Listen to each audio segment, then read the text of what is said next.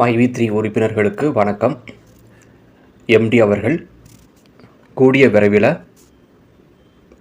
முற்றிலுமாக விடுதலையாகி நமக்கு எல்லாம் மறுபடியும் நம்ம லைஃப்பில் ஒரு பெரிய நல்ல ஒரு மாற்றத்தை கொண்டு வர தயாராகிட்டுருக்கிறாரு.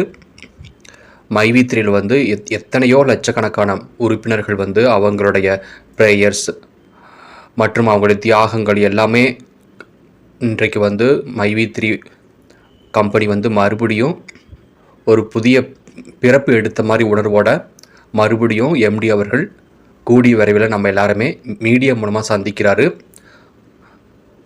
ஏற்கனவே எம்டி அவர்கள் ஜாமீன்லேருந்து வந்திருக்காரு.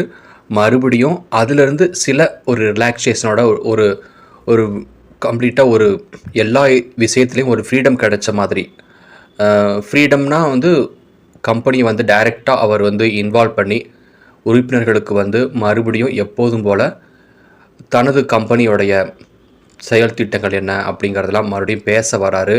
இதன் மூலமாக நமக்கு எல்லாமே பேயை விட்டு சீக்கிரமாக இந்த மாதத்து முடிவிலேயே நமக்கு அவர் இதை சம்மந்தமாக அறிவிப்பார். அப்படிங்கிறதெல்லாம் இன்றைக்கு தங்களது ஆஃபீஸில் நிறைய பேர் அதற்கான செயல் திட்டங்களை ரெடி பண்ணி வச்சுருந்துருக்குறாங்க. கண்டிப்பாக எம்டி அவர்கள் கூடிய விரைவில் நம்மளை அவரது யூடியூப் சேனல் மூலமாக நம்ம எல்லாருமே சந்திக்க இருக்கிறாரு.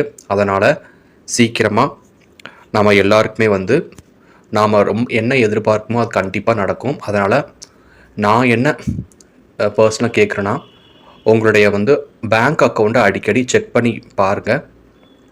ஏன்னா இதில் ஒரு என்ன பிரச்சனை அப்படின்னா, இதற்கு முன்னாடி நிறைய ஆஃபீஸ் இருக்கும். தமிழ்நாடு ஃபுல்லாக மாவட்ட வாரியாக இருக்கும். அந்த மாவட்ட வாரியாக உள்ள அலுவலகத்தில் இருந்து மட்டும்தான் நம்ம அக்கௌண்ட்டுக்கு பணம் கிரெடிட் ஆகும். பட் இனிமே அப்படி கிடையாது.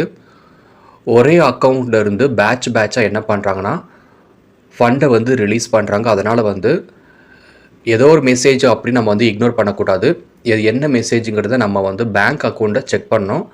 ஸோ அதனால் யாருமே ஒரு மெசேஜ் அதை இக்னோர் பண்ணாதீங்க. கண்டிப்பாக பேங்க் செக் பண்ணுங்கள், பேங்க் அக்கௌண்ட்டை செக் பண்ணுங்கள் அப்படிங்கிறது தான். ஸோ இன்னும் நாளைக்கு இன்னும் முக்கியமான ஒரு அப்டேட்டோட உங்களை மறுபடியும் நான் இந்த வீடியோ மூலமாக சந்திக்கிறேன்.